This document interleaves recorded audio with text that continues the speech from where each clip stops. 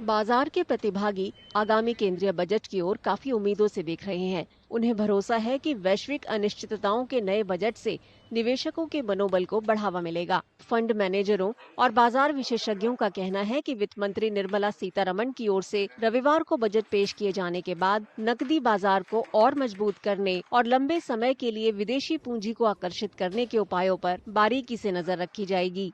बाजार के प्रतिभागियों की प्रमुख अपेक्षाओं में से एक प्रतिभूति लेन देन कर यानी एसटीटी है। निवेशकों का कहना है कि इसमें डेरिवेटिव सेगमेंट की तुलना में कम ट्रेंडिंग वॉल्यूम और भागीदारी है, जिसका आंशिक कारण उच्च लेन देन लागत है।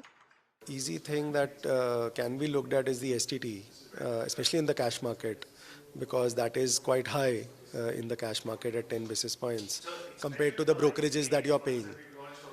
Because the brokerages that you're paying is actually lesser, and SEBI has in fact recently come out with the circular saying that it should be reduced, at least for the mutual funds, right?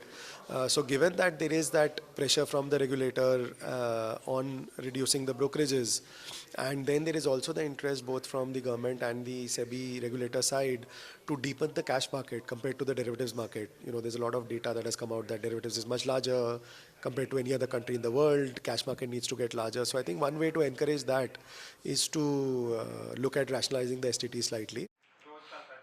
STT एक प्रत्यक्ष कर है जो stock एक्सचेंजों पर प्रतिभूतियों की खरीद और बिक्री पर लगाया जाता है।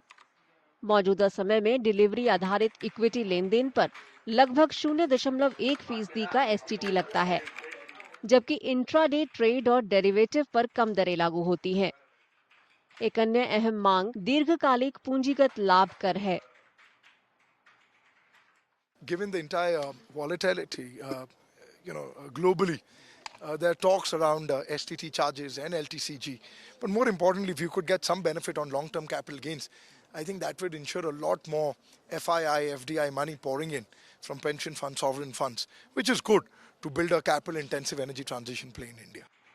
मौजूदा नियमों के तहत 1 साल से ज्यादा समय तक रखे गए इक्विटी निवेश से होने वाले लाभ पर दीर्घकालिक पूंजीगत लाभ के रूप में कर लगाया जाता है, जबकि 1,25,000 रुपए प्रति वर्ष तक के लाभ पर कर छूट है। उससे अधिक के किसी भी दीर्घकालिक सकल घरेलू उत्पाद पर 12.5% की दर से कर लगता है। करों को युक्ति संगत बनाने की मांग घरेलू बाजारों में विदेशी निवेशकों की ओर से भारी बिकवाली के बीच सामने आई है। 2025 में उन्होंने 1,66,000 करोड़ रुपए से अधिक मूल्य के शेयर बेचे, जो अब तक की सबसे बड़ी सालाना निकासी है। India is in a very sweet spot, as they call it, Goldilocks moment. Low inflation, high growth, and the Indian growth story is being stamped by the rating agencies across the world, the big institutions around the world like IMF, World Bank. We are growing well above 7.5%. All projections are indicating above 7%.